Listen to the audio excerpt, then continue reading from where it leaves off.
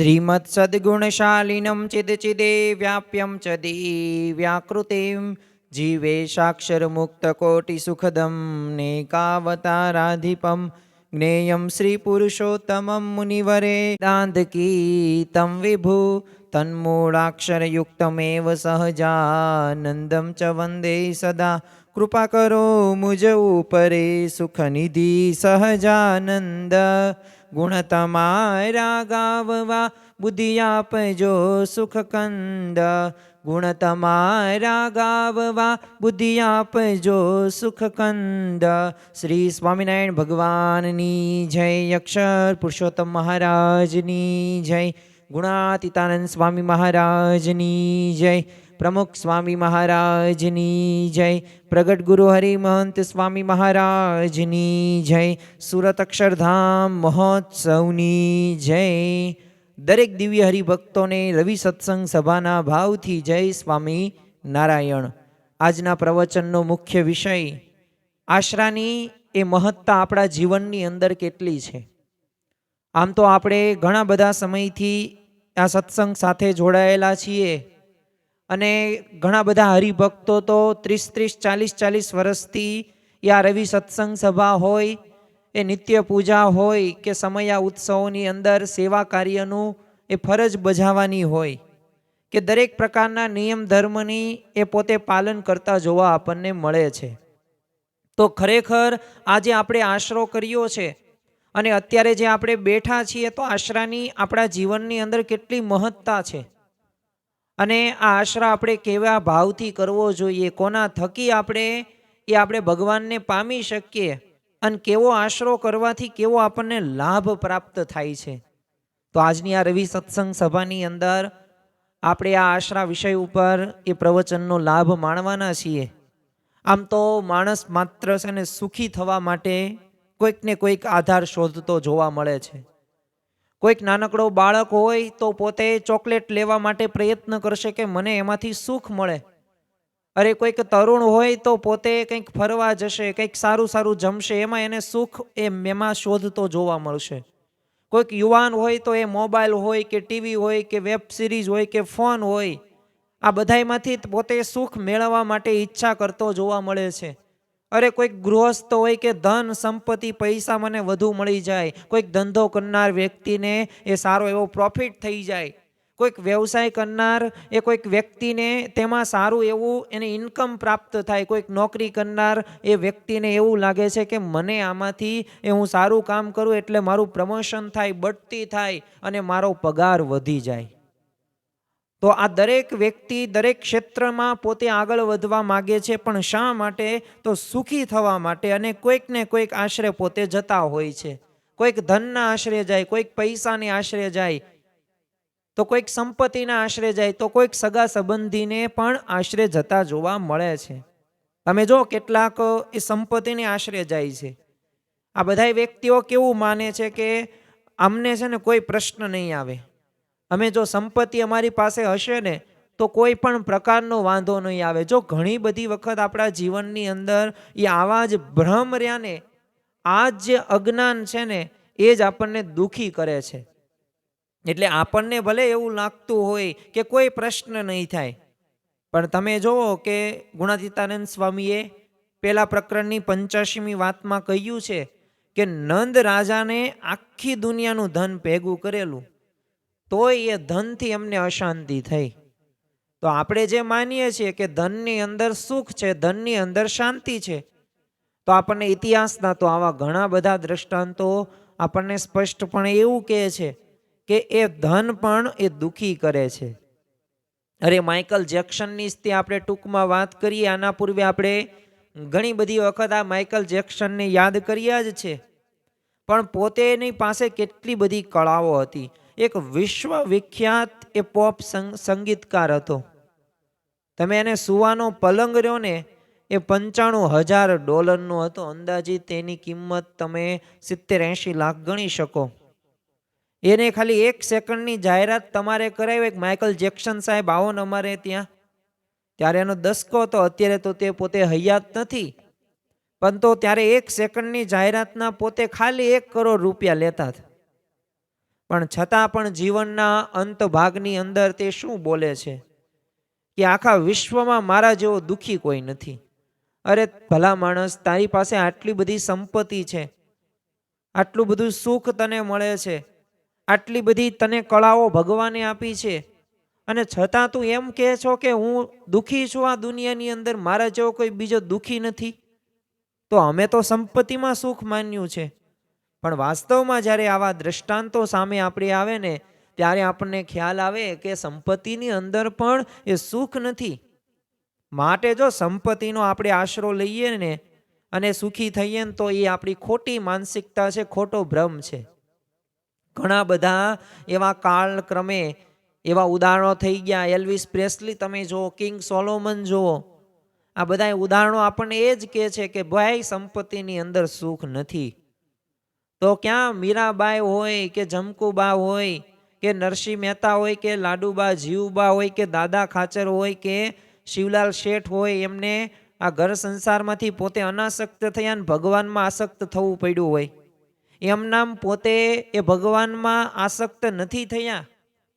એમની પાસે ઘણી બધી સંપત્તિઓ હતી, ઘણી બધી મોભો હતો, માન હતું, ખાવું પીવું પીવું બધી પ્રકારની સગવડતા એમના ઘરોની અંદર એ જોવા મળતી હતી.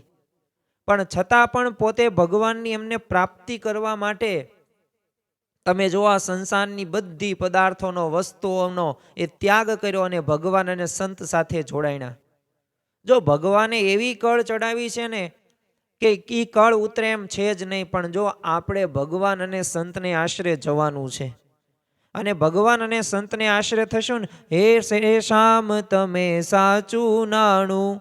તમે મીરાબાઈ જો, પાયોજી મેને રામ રતન ધન પાયો, પાયોજી મેને રામ રતન ધન પાયો. આ મીરાબાઈ હોય કે કોઈક સંતો ભક્તોના જીવનની અંદર સાચું ધન, સાચી સંપત્તિ કોણ છે?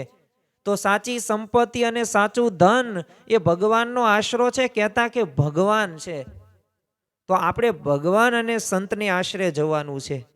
કેટલાકને, ઘણા બધાને એવું પણ લાગે છે કે ચલો કંઈ વાંધો નહીં, સંપત્તિ હોય કે ન હોય, પણ એક વખત આમ સત્તા મળી જાય ને તો કાંઈ પણ પ્રકારના પ્રશ્નો રહેશે નહીં. બધાય પ્રકારના પ્રશ્નો એ ટળી જશે. પણ યાદ રાખવું, તમારી પાસે સત્તાનો તમે આશરો લીધો છે, આધાર લીધો છે.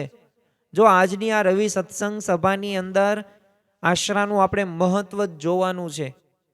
અને આ પ્રવચનના અંત ભાગની અંદર એ આપણે આશરો કોના થકી આપણે એ દ્રઢ કરવાનો છે, કેવા ભાવથી કરવાનો છે, એની જ વાતો કરવાની છે.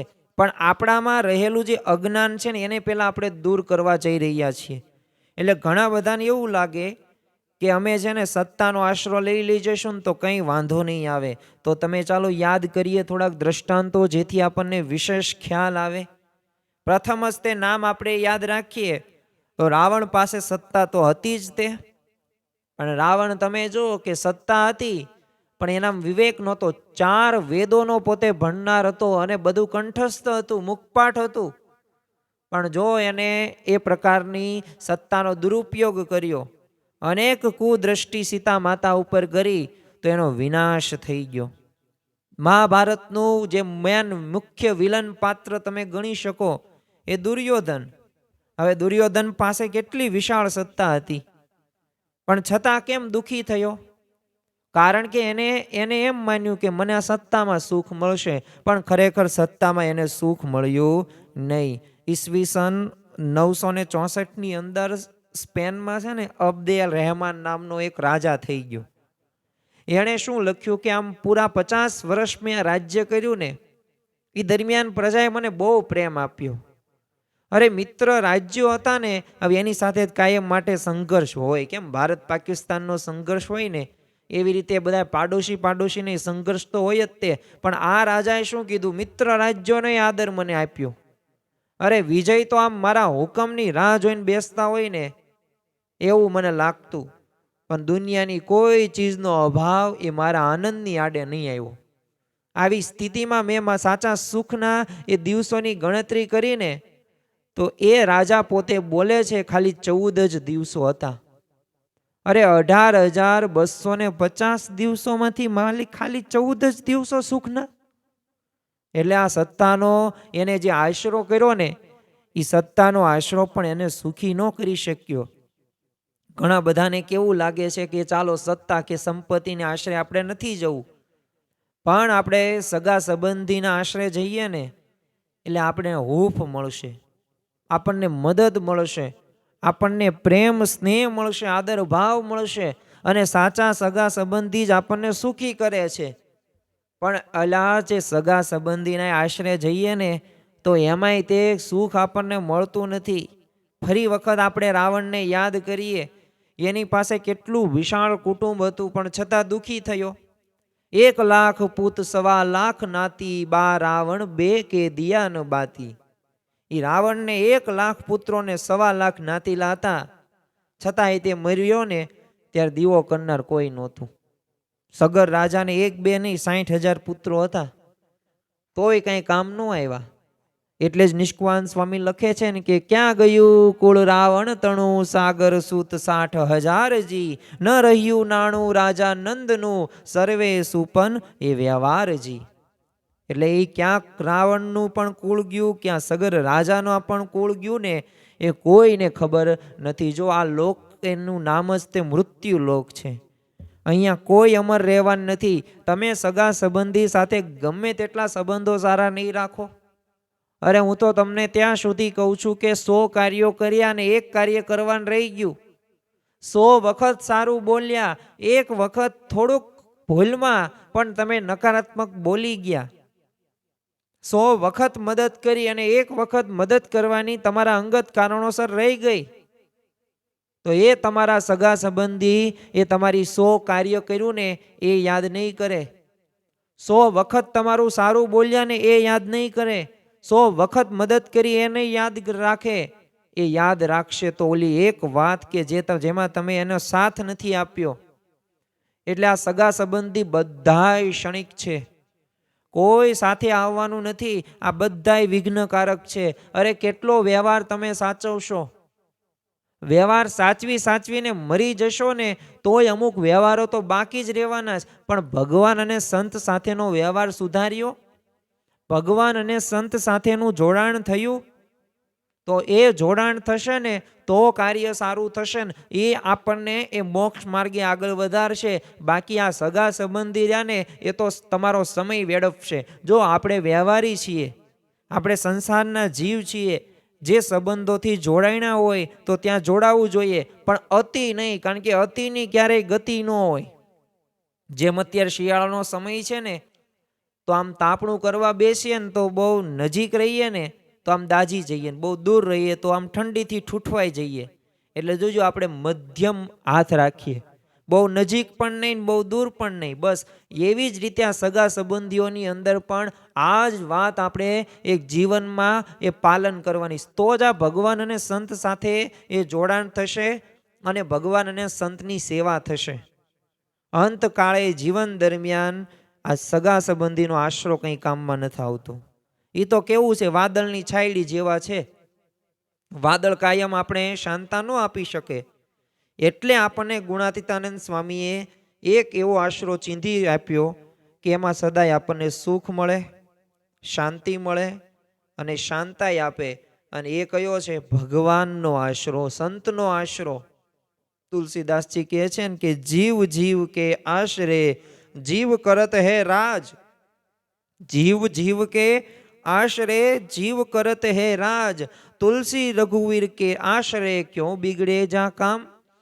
તો જો ભગવાનને આશરે જવાથી એ બધાય તે કાર્ય સિદ્ધ થઈ જાય છે અને સર્વે પ્રકારે એ આપણી રક્ષા પણ થાય છે. તમે જો વસ્ત્રાહરણ વખતે મહાભારતની અંદર એ જે દ્રૌપદીને 5 પતિ સામે જોયું, એ દુશાસન દ્વારા કૃત્ય કરવામાં આવ્યું. એ દુર્યોધનના કહેવાથી 10,000 હાથી જેટલું બળ આ દુશાસનની અંદર હતું. પણ તમે એક વિચાર કરો કે દ્રૌપદીએ પતિ સામે જોયું, પતિએ નીચે મુખ કરી નાખ્યું, કારણ કે પોતે દ્યુતની અંદર હારી ગયા છે. ભીષ્મ પિતામહ, દ્રોણાચાર્ય, કૃપાચાર્ય, કુલગુરુ, વડીલોના આશ્રય ગયા. તો એની સામે જોયું ને, છતાં પણ આ બધાય મહારથીઓએ એનું મુખ નીચે રાખ્યું. અરે ધૃતરાષ્ટ્ર રાજા પાસે ભીખ માગે છે કે આવી રીતના ન થવું જોઈએ, પણ ન માન્ય. તો જો એ પણ કામમાં ન આવ્યા, અને છેવટે તમે જુઓ કે પોતે એક દાંતમાં સાડી ભરાવી અને બચવા માટે પ્રયત્ન કર્યો, પણ પોતાનું બળ પણ કામમાં ન આવ્યું, અને બસ મુખમાંથી એ શબ્દો સરી પડ્યા, હે કૃષ્ણ, હે કૃષ્ણ, હે કૃષ્ણ. અને જો ભગવાનને ચીર પૂરવા ત્યારે આવું પડ્યું. એ 10,000 ગજ બલ ઘટ્યો, પણ 10 ગજ ઘટ્યો ન ચીર. એ 10,000 એ હાથીના બળવાળો દુશાસન થાકી ગયો, પણ એ દ્રૌપદીના શરીર પરથી 10 ગજ કપડું પણ ઓછું ન થયું. એટલે ગુણાતીતાનંદ સ્વામીએ કીધું છે, ભગવાનનો આશરો દ્રઢ રાખવો. કારણ કે આ બધા આશરાઓ એ સ્વાભાવિક રીતે એક ક્ષણિક છે, અલ્પ છે, એ લાંબા ગાળા માટે કામમાં નહીં આવે. પણ આ ભગવાન અને સંતનો દ્રઢ આશરો હશે ને, એ આપણને અત્યારે જીવન દરમિયાન પણ આવશે, અને મૃત્યુ બાદ પણ એ પરલોકમાં પણ એ કામમાં આવવાનો છે. તો આપણને બળની વાત કરીએ ને, તો આ દુનિયાની અંદર 5 પ્રકારના છે ને મુખ્ય બળ જોવા મળે છે. એક તો શરીર બળ છે, બીજું કંઈક બુદ્ધિ બળ છે, ત્રીજું મનોબળ આવે, અને ચોથું આત્મબળ છે, અને પાંચમું એક પરમાત્મા બળ છે. પણ આ 5 બળોની જ્યારે આપણે વાત કરીએ ને, ત્યારે એમાં એ જે ઈષ્ટદેવ બળ રહ્યું ને, જે પરમાત્માનું બળ, એ પાછું સર્વશ્રેષ્ઠ બળ છે. કારણ કે તમે જુઓ કે પ્રાણીઓની અંદર સૌથી વધુ તાકાતવર હોય તો કોણ છે? તો એ હાથી છે. એટલે હાથી પાસે છે ને શરીર બળ છે, પણ એ મનુષ્યને એ વશ થઈ જાય છે. કારણ શું છે? કારણ કે મનુષ્ય, આપણી પાસે શું છે? બુદ્ધિનું બળ છે. આપણી પાસે બુદ્ધિ, તર્ક છે. એટલે એ શરીર બળ કરતા તો પછી કયું બળ થયું સર્વશ્રેષ્ઠ? એ બુદ્ધિ બળ થયું. પણ તમે જો બુદ્ધિ બળ કરતા વધુ પણ એ પાછું સર્વશ્રેષ્ઠ બીજું ગણી શકાય. કારણ કે અંગ્રેજો પાસે જો બુદ્ધિ બળ હતું એટલે માણસો થયા, પણ પાછું ગાંધીજી પાસે શું હતું? દ્રઢ મનોબળ હતું. તો અંગ્રેજોને હરાવી દીધા, એટલે બુદ્ધિબળ કરતાંય મનોબળ કેવું થયું? શ્રેષ્ઠ થયું. પણ સિકંદર પાસે મનોબળ હતું, એટલે તે તમે જુઓ કે પોતે ઘણી બધી મુશ્કેલ પરિસ્થિતિઓ વચ્ચે પણ પોતે નાસીપાસ થયા વિના એને પોતાની જે વિજય કૂચ હતી ને, ચાલી રાખ્યો. અડધા વિશ્વ એને જીતી લીધું હતું. પણ જો હિન્દુસ્તાનની અંદર એક આત્મનિષ્ઠ એક સંન્યાસી હતા, અને એ જે પ્રસંગ થયો દંડામિસના પ્રસંગમાં, એ જ્યારે આવ્યા, એનો સમાગમ કર્યો, ને એની વાતો જ્યારે સાંભળી, એટલે પોતાની જે જાત હતી ને એને વાવણી અનુભવી નાખી. એટલે જે સંન્યાસીનું જે આત્મબળ હતું ને, એ પાછું એ મનોબળ કરતાં પણ એ શ્રેષ્ઠ ગણી શકાય. માટે મનોબળ કરતાં આપણે આત્મબળ શ્રેષ્ઠ ગણી શકીએ. પણ શ્રીજી મહારાજે ગરડા મધ્યના 23મા વચનામૃતની અંદર કીધેલું છે કે મન તો છે ને આત્માની એક કિરણ છે, માટે મન કરતા આત્મા એ બળવાન, એ શ્રેષ્ઠ છે.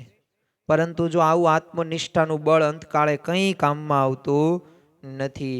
એ ભગવાન સ્વામિનારાયણ એટલે જ કહે છે, ગરડા પ્રથમનું તમે 61મું વચનામૃત જોવો તો તેની અંદર કહ્યું છે કે અંતકાળે આત્મનિષ્ઠા કંઈ કામમાં આવતી નથી. તે વખતે તો ભગવાનની ઉપાસના રૂપી વહાણનું કામ પડે છે. તો જો એ વહાણ એટલે શું? આજ્ઞા અને ઉપાસના. અને જેટલી પણ આજ્ઞા અને ઉપાસના એ આપણે સારી રીતે સારધાર રીતે પાળીશું, એ અક્ષરધામમાં એ પાર આપણને પાક્કું આપણને મળવાનું જ છે. એટલે આત્મબળ કરતાં એ પરમાત્મા બળ શ્રેષ્ઠ છે.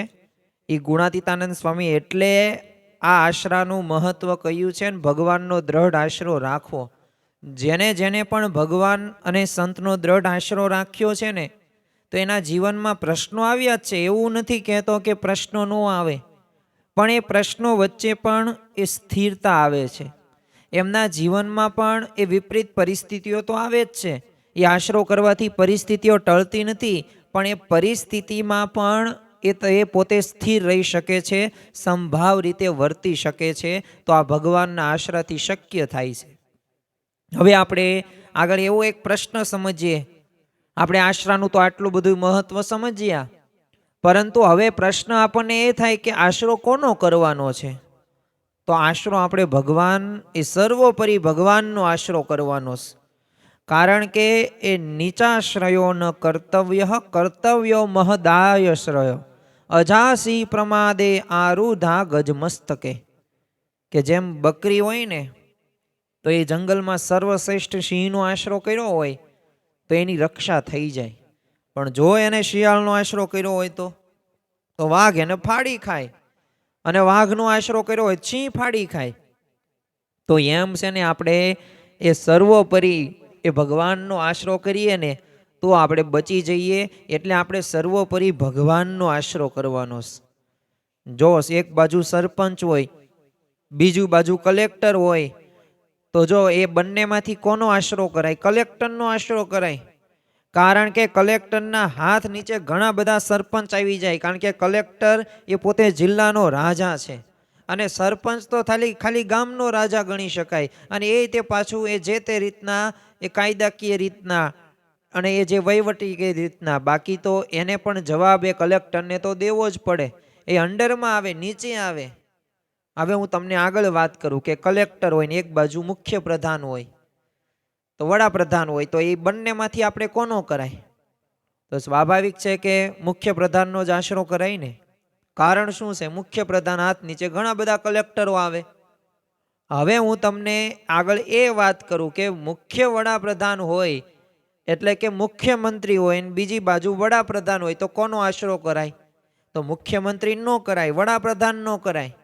કેમ વડાપ્રધાન નો કરાય?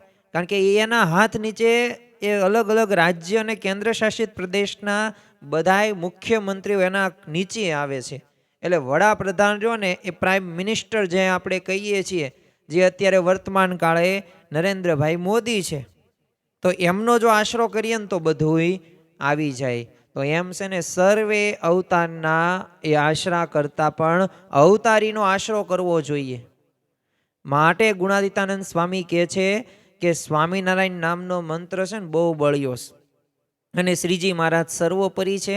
એટલે એમનો આશરો કરવાની વાત અહીંયા આપણને ગુણાતીતાનંદ સ્વામી સ્પષ્ટ સમજાવે છે. એટલે આ આપણે આશરો કોનો કરવાનો છે? તો સર્વ અવતારી ભગવાન સ્વામિનારાયણનો.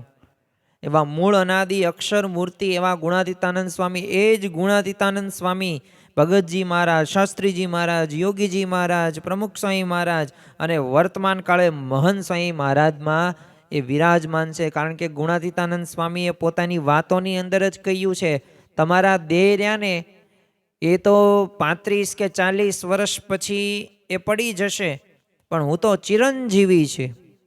પૃથ્વી સત્પુરુષ પૃથ્વી ઉપરથી કદી જતા નથી. અને ગુણાતીતાનંદ સ્વામીએ 40 વર્ષ 4 મહિના 4 દિવસ એ જૂનાગઢની અંદર રહ્યા. અંતિમ અવસ્થા હતી, છેલ્લા દિવસો હતા, ત્યારે કહ્યું કે હવે તો અમે મહુવા જઈને રહેશું. મહુવા જઈને એટલે કોણ? તો ભગતજી મહારાજમાં રહેશું. તો જો સત્પુરુષ પૃથ્વી ઉપરથી કદી જતા નથી, આપણે એમને આશરે જવાનું છે. અને જો ભગવાનનો આશરો કરીશું ને તો ઘણી બધી એ રક્ષા થશે, ઘણા બધા લાભો પણ આપણને એ થતા જોવા મળશે. પ્રથમ જ તે આ આશરો આપણે ભગવાનનો કરશું તો એ કાળથી રક્ષા થશે. તમે જો ઘણા બધા એવા સ્વામિનારાયણ સંપ્રદાયની અંદર એવા ઉદાહરણો છે, દ્રષ્ટાંતો છે, અને કે જેમના દ્વારા આપણને ખ્યાલ આવે કે ભગવાનનો જો આશરો કરીએ ને તો આપણી રક્ષા થાય જ છે, અને એ પાછી કાળથી રક્ષા થાય છે. જો આમ તો પોતપોતાનો જે સમય હોય ને અંતકાળ, એ સમયે બધાને પોતપોતાને વય જ જવાનું છે, એમાં કોઈ સાથે આવવાનું નથી. અને તમે સાથે લઈ પણ જવાના નથી કંઈ પણ વસ્તુ કે કોઈ પણ વ્યક્તિને. ગમે તેટલો તમે પ્રેમ ન કરતા હોય, હેત ન કરતા હોય. દેરડીનાથ તે રૂપસીભાઈ હતા, હવે સ્વામિનારાયણનું ભજન કરતા હતા, તો એમને એમના બીમાર સંબંધીને એ જમ લેવા નહોતા આવી શકતા. કારણ શું હતો? ભગવાનનો એટલો આશરો દ્રઢ હતો, તો એ ન આવી શક્યા. શ્રીજી મહારાજના વખતમાં છે ને જમ તગડા સાધુ હતા, તો સ્વામિનારાયણ મંત્રના પ્રભાવથી એ જમને તેઓ તગડી મૂકતા હતા. તો આટલું તો સામર્થ્ય એમનામાં આવી ગયેલું હતું. એટલે જ જો પ્રેમાનંદ સ્વામીએ ગાયું છે ને કે સ્વામિનારાયણ સ્વામિનારાયણ ઊંચે સાદે ગાય, સાંભળીને જમદૂત તેને દૂરથી લાગે પાય. તો જો આ તમે ભગવાનનું નામ લ્યો ને, આ બળિયો મંત્ર છે, બહુ બળિયો મંત્ર છે. સ્વામિનારાયણ મહામંત્રની તો ઘણી બધી વિશિષ્ટતા છે. અને આ નામ સ્મરણ કરીએ ને તો આપણા જીવનમાં ગમે તેવા દુઃખો ન આવે, આ દુઃખો સામે આપણે એ બહાર આવી શકીએ છીએ. એટલે જ જો ગુણાતીતાનંદ સ્વામીએ પોતાની વાતોની અંદર કહ્યું છે કે દુઃખ આવે ત્યારે એ ભગવાન તથા સાધુને બાજી પડવું, એટલે કાળ કર્મ અને માયાનું કોઈ બળ ચાલે નહીં. અને ગુણાતીતાનંદ સ્વામીએ આ મહિમા મંત્રનો ઘણો બધો કહ્યો છે. આપણે એક પ્રસંગ જોઈએ કે જ્યારે યોગીજી મહારાજ, શાસ્ત્રીજી મહારાજ ગોંડલની અંદર વિરાજમાન હતા, તો યોગીજી મહારાજને એ સાપ કરડ્યો. બહુ ઝેરી સાપ હતો, કાતિલ ઝેર એને શરીરમાં. એટલે યોગીજી મહારાજ તો બેભાન અવસ્થા જેવા થઈ ગયા. અને બધા હરિભક્તો તો પછી એમને વેદ પાસે લઈ જતા. શાસ્ત્રીજી મહારાજને કીધું, શાસ્ત્રીજી મહારાજે આજ્ઞા કરી કે અક્ષર દેરીમાં એ બેસારો અને ધૂન શરૂ કરો. અને શાસ્ત્રીજી મહારાજ આવે છે, ધૂન કરી અને 17-18 કલાક ધૂન કરી અને ઝેર હતું એ બધું ઉતરી ગયું. કોઈકે કીધું કે આવું ન ચાલે, આપણે વેદને બોલાવીએ, ત્યાં લઈ જઈએ, સારવાર કરીએ તો વાંધો નહીં આવે, નકર આમનું મૃત્યુ થશે યોગી બાપા. પણ છતાં પણ શાસ્ત્રી વાત કે નહીં, આપણે ધૂન સ્મરણ શરૂ રાખો, થઈ જશે. એટલે પ્રમુખ સાંઈ મહારાજે અમેરિકાની અંદર હોય ને રાત્રે 2-2 વાગ્યે એ સૌરાષ્ટ્રમાં વરસાદ ખેંચાણો છે તો વરસાદ પડે એની પ્રાર્થના કરતા જોવા મળે છે. મહંત સ્વામી મહારાજ પણ એ દરેક આપણને વિઘ્નો આવે, પરિસ્થિતિ પ્રશ્નોમાં એ સારું થઈ જાય એના માટે પ્રાર્થનાઓ કરે છે. ક્યાં માટે? કારણ કે આ મંત્રમાં એટલી દેવત છે, તાકાત છે. કારણ કે કોને મંત્ર આપ્યો? તો સહજાનંદ સ્વામી, સ્વામિનારાયણ ભગવાને આ મંત્ર આપણને આપ્યો છે. તો આ મંત્રમાં આટલી તાકાત જોવા મળે છે. અને તમે જો સ્વામિનારાયણનું ભજન કરો ને, એ આ લોકના વિચારો બધાય ટળી જાય. આ એવો મંત્ર છે. અને જો કળયુગની અંદર એ મંત્ર રહ્યો ને એ જ તે તારણહાર છે. એટલે મુખ્ય આ મંત્રથી જ આપણા જીવનની અંદર એ આપણે ઉધ્વ ગતિને પામીએ છીએ. એટલે આપણા જીવનમાં પ્રશ્નોનું સમાધાન તો સ્વામિનારાયણ મહામંત્ર. જો આપણે ભગવાનનો આશરો કર્યો છે તો એમનો આ મહામંત્ર આપ્યો છે તો એ કરવું જોઈએ. અને ત્યારે યોગી બાપાને સારું પણ થઈ ગયું. બસ ખાલી એક ટચલી આંગળી હતી, એ જ્યાં ડખ ત્યાં થોડીક એક વાંકી રહી, બાકી તો કંઈ વાંધો આવ્યો નહીં. તો વિચાર કરો, એક સાપનું એક જે ઝેર હતું એ ઝેર પણ ઉતરી ગયું. કોના લીધે? તો એક સ્વામિનારાયણ મહામંત્રના ધૂનથી. તો આવા તો ઘણા બધા ચમત્કારો આ મહામંત્રમાંથી થયેલા છે. પણ આજે આપણે વાત શું કરવી છે? ભગવાનનો આશરો કરશું ને તો કાળથી રક્ષા થશે જ તે. અરે ભગવાનનો આશરો દ્વારા તો એ કર્મથી રક્ષા થાય છે. કારણ કે આપણા જ કુકર્મોથી મૂંઝવણો ઘણી બધી આવતી હોય છે. ગુણાતીતાનંદ સ્વામીએ પોતાની વાતોની અંદર કહ્યું છે કે મૂંઝવણ આવે તો કેમ કરવું? એ પ્રશ્ન પૂછ્યો, તેનો ઉત્તર કર્યો છે કે સ્વામિનારાયણ ભજન કરવું, તેથી મૂંઝવણ ટળી જાય. તો જો કામ કરતા મૂંઝવણ આવે ને તો ભજનથી ટળે. એટલે ઘણી બધી વખત મૂંઝવણો, જો દરેકના જીવનની અંદર પ્રશ્નો આવવાના છે, વિપરીત પરિસ્થિતિ આવવાની છે, ભૂંડા પ્રારબ્ધના લીધે એને ભોગવવું પણ પડશે. પણ એ કર્મથી જો રક્ષા કરવી હોય ને તો ભગવાનનો આશરો કરી લેવો જોઈએ. અને જો પ્રશ્નો આવે ને ત્યારે ભજન કરવું, ભગવાનના આશરે જવું. કારણ કે એ જ આપણને આગળ વધો. અત્યારે લોકની અંદર શું જોવા મળે છે આપણને કે આવી રીતના કંઈક ડિપ્રેશન થાય, માનસિક તણાવ થાય ને એટલે પોતે વ્યસનના રવાડે જાય છે. કોઈક સિગરેટ પીશે, કોઈક માવા ખાશે, કોઈક દારૂ પીશે, કોઈક એવા કુકર્મો કરશે. પણ એનાથી અંતે કંઈ શાંતિ પ્રાપ્ત થવાની નથી, એનાથી સુખ મળવાનું નથી. એ બધુંય ટેમ્પરરી છે. જ્યાં સુધી તમે ભોગવશો ને ત્યાં સુધી તે તમને એ ગમશે. તમે જો યોગી બાપા ઘણી વખત કહેતા કે જો બોટલ મેં નશા હોતા ને, જો બોટલ એટલે શું? દારૂની બોટલમાં જો નશો હોય ને તો દારૂની બોટલ છે ને એ ડિસ્કો કરે. પણ એ જે બોટલમાં દારૂ ભર્યો છે એનાથી ક્યારેય એ જોવા મળ્યું નથી. એમ જો આપણે આ ભગવાન અને સંતનો શરણે જઈએ ને એમના આશ્રય જઈએ ને એમનું ભજન કરીએ, એ જે નશો થાય ને એ નશો ક્યારેય ઉતરે નહીં. બાકી આ લૌકિક ક્ષણિક વ્યસનો હોય ને, આ વ્યસનો સ્વાભાવિક રીતે એ આપણને હેરાન જ કરે છે. ફરી વખત આપણને એ વ્યસન કરવાનું મન થાય છે. જ્યાં સુધી ન કરીએ ત્યાં સુધી આપણા જીવનમાં શાંતિ આવતી નથી. સ્વરૂપાનંદ સ્વામીને શ્રીજી મહારાજે નરકમાં મોકલ્યા હતા. હવે ત્યાં જઈને સ્વામિનારાયણ મંત્રનું રટણ કર્યું ને તો નરકના જીવ હતા આવું ચતુર્ભુજ રૂપ ધારીને ભૂમા પુરુષમાં લોકમાં ઉધ્વ ગતિને પામ્યા. અરે નરકમાં રહેવાનું કર્મ હતું ને એ ટળી ગયું. એટલે મુક્તાનંદ સ્વામી કહે છે, વાલે નરકના કુંડ ખાલી કર્યા, ભૂખ્યા જમગણ કર ઘસી પસ્તાયા, સ્વામિનારાયણ પ્રબળ પ્રતાપ છે રે. તો જો આ સ્વામિનારાયણ મંત્ર એ કોઈ સામાન્ય મંત્ર નથી. આ મંત્રથી એ આપણા જીવનની અંદર એક ઉધ્વ ગતિને આપણે પ્રેરશું. એટલે બોલતા ચાલતા ખાતા પીતા સર્વે ક્રિયામાં સ્વામિનારાયણ. તો આ મંત્રનું આપણે રટન કરવું જોઈએ. આપણે એમના આશ્રય આવ્યા છીએ તો એમનું એ રટન મંત્રનું કરવું ખૂબ જરૂરી છે. ગુણાતીતાનંદ સ્વામીએ પોતાની વાતોની અંદર કહ્યું છે કે સ્વામિનારાયણ નામના મંત્ર જેવો બીજો કોઈ મંત્ર આજ બળ્યો નથી. ને એ મંત્રે કાળા નાગનું પણ ઝેર ન ચડે અને એ મંત્રે વિષય ઉડી જાય, બ્રહ્મરૂપ થઈ જાય. અરે કાળ કર્મ માયાનું બંધન છૂટી જાય એવો આ બહુ બળ્યો મંત્ર છે. એટલે નિરંતર ભજન કરવું. બધી ક્રિયાની અંદર એ આપણે આ ભજનને કરવું જોઈએ. જો આમે ત્યાં આપણે સ્નાન કરતા હોય, હવે બીજા બધા વિચારો કરવા કરતાં ભગવાનનું નામ સ્મરણ ન કરીએ, કંઈક એવું કામકાજ કરતા હોય તો એમાંય તે જો તમારું મગજ જો એમને ફ્રી રહેતું હોય મુખ, તો બસ મનોમન ભગવાનનું સ્મરણ કરવું, કામ કરતું જવું જોઈએ. જો માણસને આ વિચાર નથી ને, આ કરવું નથી ને, એટલે શાંતિનો એ અનુભવ કરી શકતો નથી. અને જો આ ભગવાનનો આશરો દ્વારા એ માયાથી રક્ષા થાય છે. કારણ કે જો જીવ ઈશ્વર માયા બ્રહ્મ અને પરબ્રહ્મ આપ્યું શ્રીજી મહારાજે પંચતત્વ જ્ઞાનમ. અને આ જે પાંચ તત્વનું જ્ઞાન છે ને, માયાથી આ જીવ અનાદિથી અટવાય છે.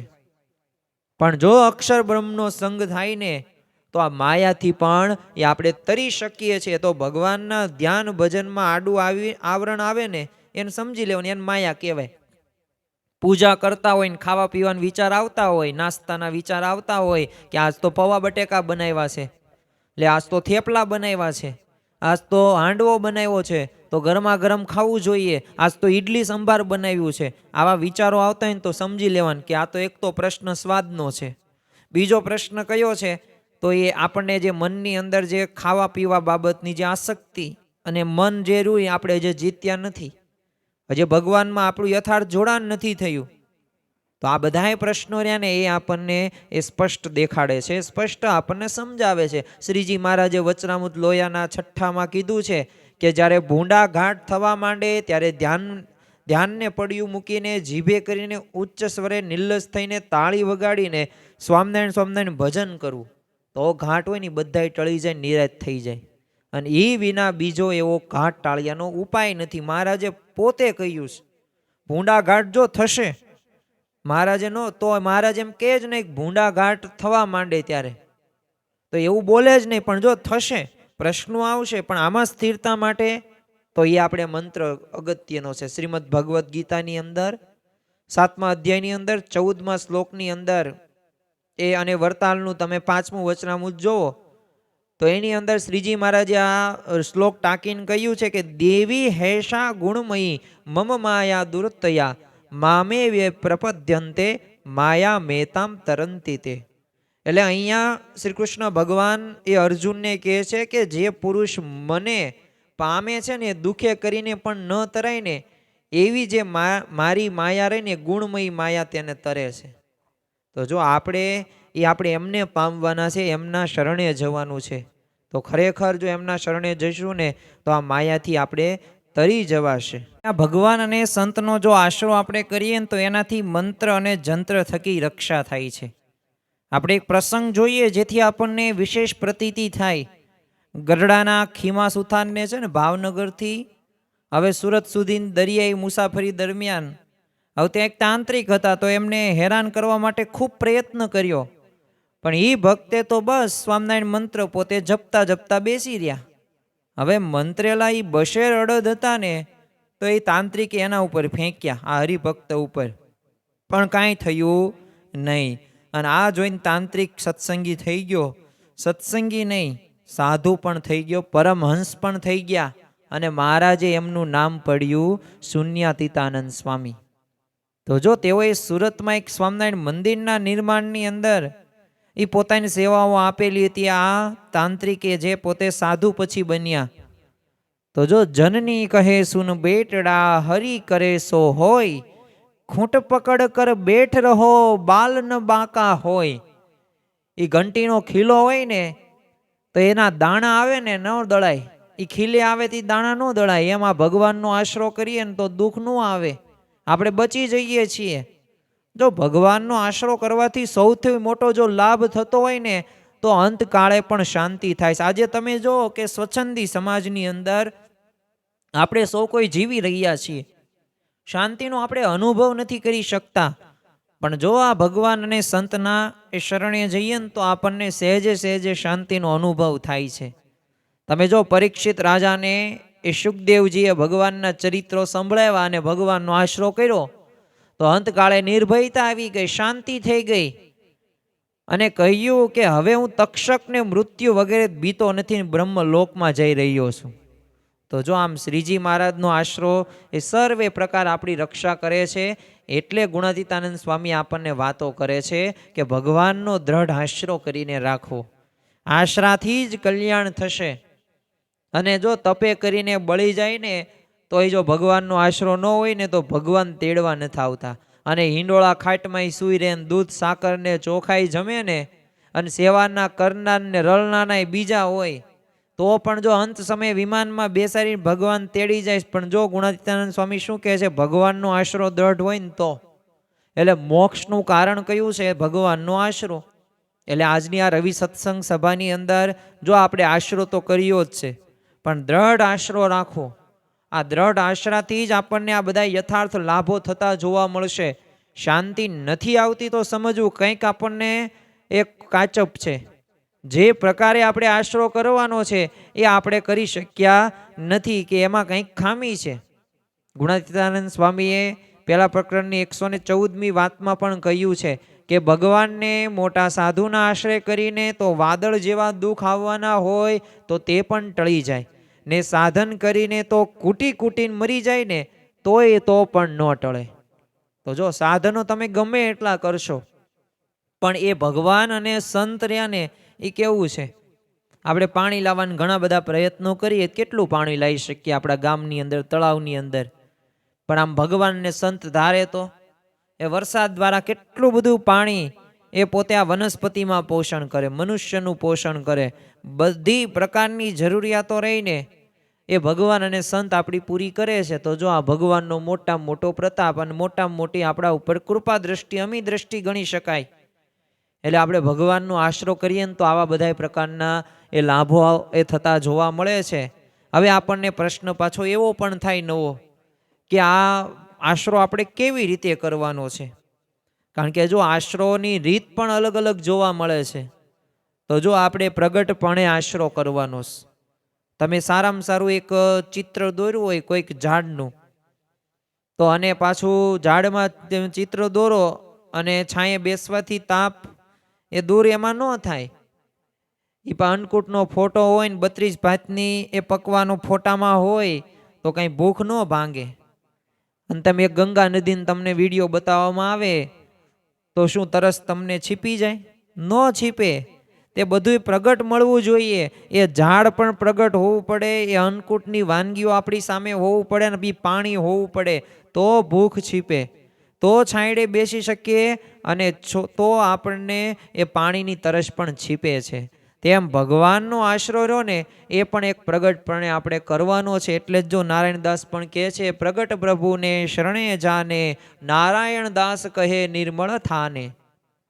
એટલે મુક્તાનંદ સ્વામીએ ત્યાં જ વાત કરી છે કે પ્રગટ બિન ક્યુ સુખ પાવે, બહુ વિધિ બાત બનાવે, રવિ રવિ કહે રેન નહીં જાવે, જળ કહી તૃષ્ણા ન બુજાવે, અજીત કહે અમર નહીં હોવે, ધન કહી ધન હી ન પાવે, ધન કે કહે કે ધની કે જો હોવે, નિર્ધન કોઈ ન રહાવે. તો આ વાત એ સાંભળીને આપણને પણ પ્રશ્ન થવો જોઈએ કે અત્યારે ભગવાનને પ્રગટ ક્યાં મેળવવા? રામ ભગવાન, કૃષ્ણ ભગવાન, શ્રીજી મહારાજ તો અંતર્ધાન થઈ ગયા છે. પણ જો તુલસીદાસજી શું કહે છે, રામ મિલન કે કારણે જો તું ભયો ઉદાસ, તુલસી શોધી લે સંગ સંત કી, રામજીનો કે પાસ.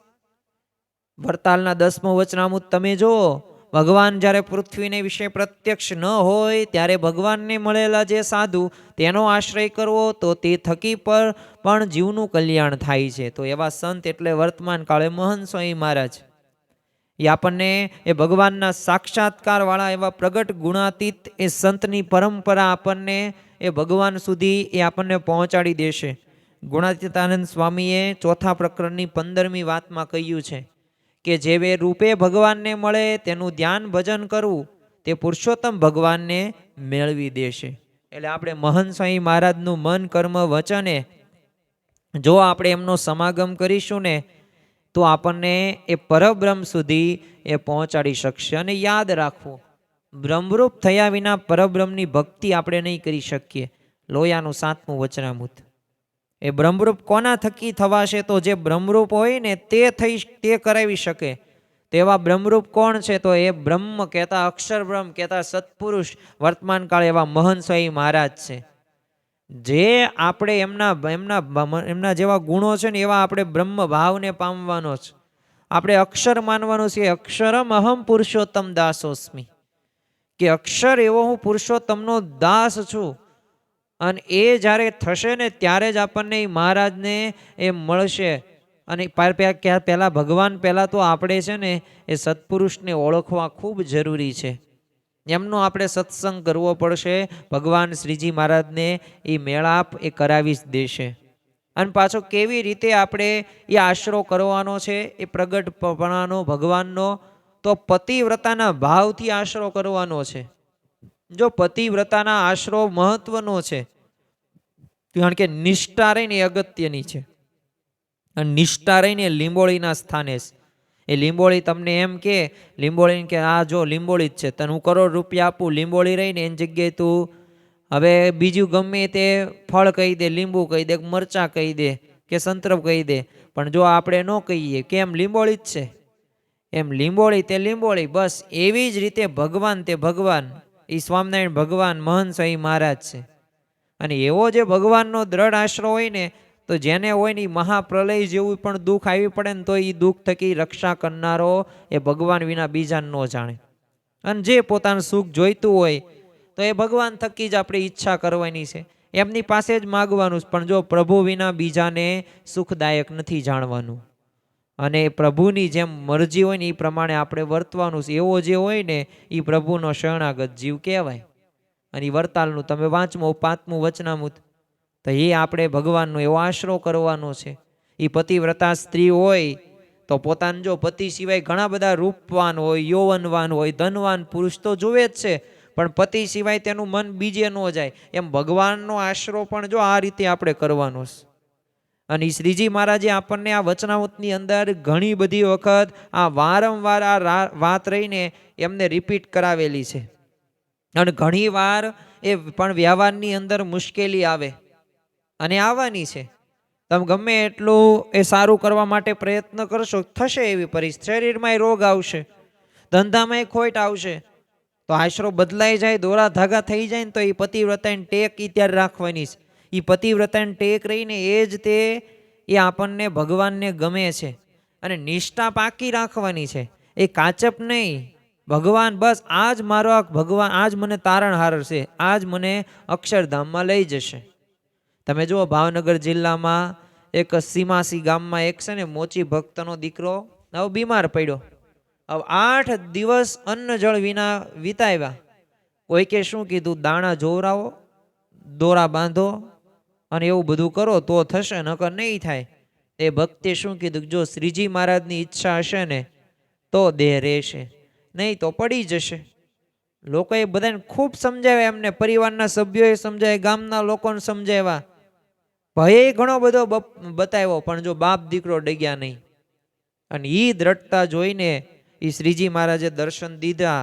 અને એ છોકરો જે 8 દિવસથી અન્ન જળ વિના વિતાવ્યો હતા, એટલો બધો પોતે મંદવાડ એને આવી ગયો હતો, પણ છતાં પણ શ્રીજી મહારાજે દર્શન એને આપ્યા, એને સારો કરી દીધો, સાજો કરી નાખ્યો.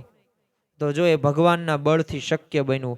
તમે જો વેરાભાઈ નામના સત્સંગી, નિષ્ઠાવાન પોતે સત્સંગી, 1 વર્ષની અંદર 22 એમના સંબંધીના અવસાન થયા, તો એમનો આશરો ડગ્યો નહીં. ઘણા બધાએ કંઠી પહેરે ને તો એ બધું કીધું કે આ જો કંઠી પહેરીને સ્વામિનારાયણના સત્સંગી થયા શું મળ્યું? આ 22 સંબંધીઓ તો મૃત્યુ પામ્યા, ભગવાને તો રક્ષા ન કરી. થોડા દિવસની અંદર તો એમની ભેંસ મરી ગઈ. આમ કંઠી પાછી આપવા આવે કોઈ હોય ને તો, પણ આ કીધું કે આ કંઠી જો તને સદી નહીં. પણ જો આને આશરો ન કહેવાય. તમે પડી જાઓ કોઈક કેન મોળા એટલે કામ ન આવે, ભગવાન પણ રાજી એમાં ન થાય. તો આ જો આ વેરાભાઈએ એવી પોતે નિષ્ઠા પતિવ્રતાની ટેક રાખી. ભલે ગમે તેવું થાય, જે દુઃખ હોય ને એ સુખ હોય એ ભગવાન જ સર્વ કરતા હોય છે.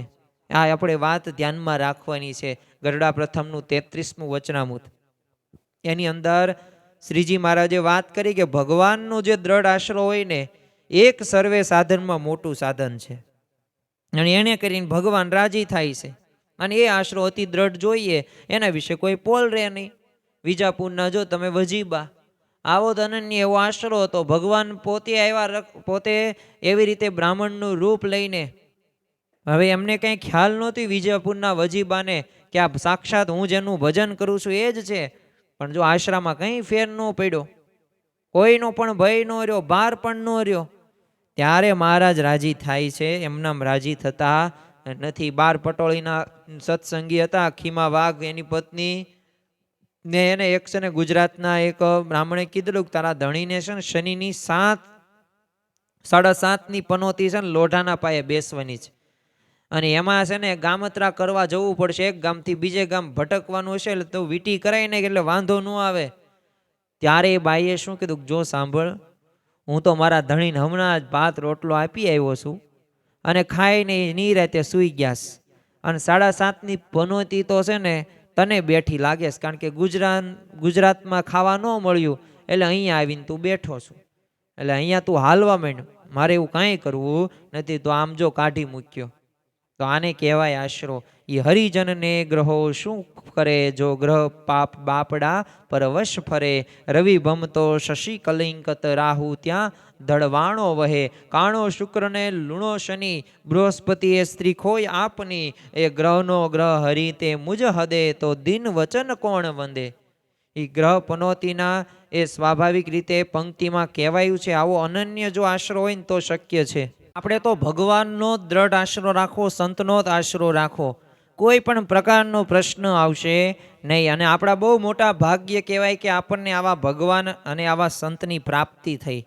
જો મુક્તાનંદ સ્વામીએ પણ કહ્યું છે ને કે મોહે તો તુમ હી એક આધારા, મોહે તો તુમ હી એક આધારા.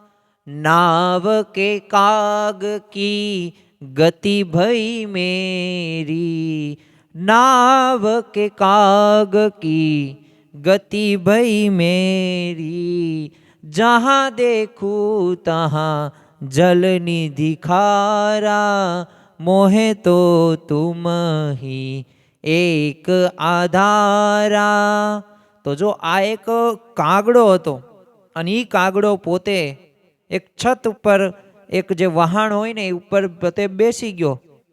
હવે સ્વાભાવિક રીતે વહાણ તો દરિયામાં થયું પસાર. હવે આ બધાય મુસાફરોએ કાગડાને એ પાણા મારે એટલે નાથી ખસી જાય. કાગડો ખસે પાછો ત્યાં જ આવે. ખબર હતી કે આ જ મારો આધાર છે, જો અહીંયા નહીં રહું ને તો મારું મૃત્યુ થશે. ક્યાં દરિયો ને ક્યાં પાણી ને ક્યાં હું જઈશ, રસ્તો કંઈ સૂજે નહીં. એટલે જો આ રીતે એક આધાર કયો છે તો એમ ભગવાન અને સંત આધાર છે. આશરો આપણે કોના થકી કરવો એ આપણને એક પ્રશ્ન થાય. તો મુક્તાનંદ સ્વામી કહે છે, જીરે સિદ્ધ થયા સત્સંગથી સુખ આદિ કરે. મુનિવર સુખરૂપ ચિત્ત ચોટ્યું હરિચરણમાં, જાણ્યો સંતથી રે મોટો મહિમા અનુપ. એવા સંત આપણું ચિત્ત ભગવાનમાં ચોંટાડી આપે છે. એ બ્રહ્માનંદ સ્વામીએ પણ આ જ વાક્યને એ કંઈક નવીન રીતના કહ્યું છે કે સાતે સાચે સંત મિલે કમી કાહુ રહી, સાચી શીખવે રામ કી રીત કુંજી. પરાપાર સોઈ એ પરબ્રહ્મ હૈ, તામે ઠકરાવે જીવ કે ચિત્ત કુંજી. તો જો સુખદેવજી મળ્યા ને તો એ પરીક્ષિતને એ ભગવાનનો આશરો કરાવ્યો. એ નારદજી મળ્યા તો વાલિયાને જો ભગવાનનો આશરો કરાવ્યો. ગુણાતીતાનંદ સ્વામી મળ્યા તો વાલેરો વરુ હોય, મુંજો સુરુ હોય એ ભગવાનને માર્ગે વળ્યા. એ પ્રમુખ સ્વામી મહારાજ મળ્યા ને તો રામસંગ બાપુ હોય કે દેશ વિદેશના એ બાળકો હોય, કિશોરો હોય, યુવાનો હોય એ બધા ભગવાનને માર્ગે વળ્યા. અને વર્તમાન કાળે મહંત સ્વામી મહારાજ પણ આ જ એ કાર્ય કરી રહ્યા છે. એ બધાને ભગવાન સુધી પોતે પહોંચાડે છે. એટલે સંત ભગવાનની સાચી ઓળખાણ કરાવે છે અને દ્રઢ આશરો પણ કરાવે છે. એ મન જાણે પાપ અને માં જાણે બાપ. જેમ દીકરાને છે ને બાપની યથાર્થ ઓળખાણ કોણ કરાવે? એ માતા કરાવે, કારણ કે બાપની નિકટતમ છે. એમાં સંતર્યાને ભગવાનની અખંડ પોતે સેવામાં રહેનારા છે. એટલે યથાર્થ મહિમા સમજાવીને દ્રઢ આશરો કરાવે જ છે. શ્રીજી મહારાજે અંત્યના 25મા વચનામૃતની અંદર કહ્યું છે કે શાસ્ત્રમાં કહ્યા જે નિષ્કામ, નિર્લોભ, નિર્માન, નિસ્વાર્થ, નિસ્નેહ ઇત્યાદિક સંતના લક્ષણે તેણે સાંભળીને એવા લક્ષણ જ્યાં દેખાય એવા સંત તેને ભગવાનને સાક્ષાત સંબંધ હોય છે. માટે એવા સંતના વચને કરીને એ ભગવાનનો આપણે નિશ્ચય કરવો અને એના વચનમાં દ્રઢ વિશ્વાસ કરવો તેને નિશ્ચય કહેવાય. તો જો આજે આપણને એવા પંચ વર્તમાન યુક્ત એવા સંત વર્તમાન કાળે મહંત સ્વામી મહારાજ આપણને પ્રાપ્ત થયા છે. તો જો આપણે એમના વચનમાં એ વિશ્વાસ રાખીને જો મંડ્યા રહેશું ને અને જો આશરો એ ભગવાનને સંતનો કરશું ને સાચું ભજન કરશું તો એ આપણા દુઃખ જે હોય છે, પ્રશ્નો હોય છે એ બધાય ટળી જશે. એટલે આશરાનું આટલું બધું મહત્વ એ જોવા મળે છે. તો આપણે જો સત્સંગમાં તો છીએ જ તે. યોગી બાપા કહેતા કે આ મંદિરના પગથિયા દાદરા ચડવાને તો એ 1000 વર્ષ સુધી તમે ઊંધી સોપારી હોય ને ઊંધા માથે તમે તપ કર્યો ને ત્યારે દાદરા જે ચડી શકો. તો આપણે તો ઘણા બધા વર્ષોથી સત્સંગ તો કરીએ જ છીએ. એટલે આપણા તો પુણ્ય કંઈક હશે જ, તે કંઈક બાકી રહી ગયું હશે. કારણ કે અનંત જન્મોથી આ જીવ ભટકે છે. પણ જો હવે આ જન્મે તો એ આપણે પરબ્રહ્મની ભક્તિ જ કરવી છે અને એ પરબ્રહ્મ સુધી આપણને પહોંચાડશે એ બ્રહ્મ કહેતા, અક્ષર બ્રહ્મ કહેતા સત્પુરુષ. એટલે આપણો આધાર પૈસા કે ધન કે સંપત્તિ કે સગા સંબંધી નહીં, પણ જો ભગવાન અને સંત હશે ને તો યથાર્થ રીતે એ આપણને સુખ થવાનું છે. તો આજની આ રવિ સત્સંગ સભાની અંદર આપણે સૌ કોઈ મહારાજ સ્વામીને પ્રાર્થના કરીએ કે અમે પણ આવો દ્રઢ આશરો કરી શકીએ અને મહાત્મ્ય જ્ઞાન યુક્ત નિશ્ચય કરીએ, જેથી તમારા અર્થે એ તમે જે આજ્ઞા કહો, તમે જે નિયમો આપો એ દરેક અમે સારધાર રીતે પાલન કરીને તમને રાજી કરી શકીએ. તો આજના દિવસે આપણે મહારાજ સ્વામીના ચરણોમાં પ્રાર્થના કરીએ કે ભગવાનનો અમે દ્રઢ આશરો કરીએ, એવી સમજણ યુક્ત કરીએ કે જેથી તમે રાજી થાવ. તો આજના દિવસે આપણે ખાસ સર્વ કોઈ એક સંકલ્પ, એક કટિબદ્ધ થઈએ કે આવો આપણે ભગવાનનો આશરો કરીને ભગવાન અને સંતને રાજી કરી શકીએ. એ જ આજના દિવસે પ્રાર્થના. શ્રી સ્વામિનારાયણ ભગવાનની જય.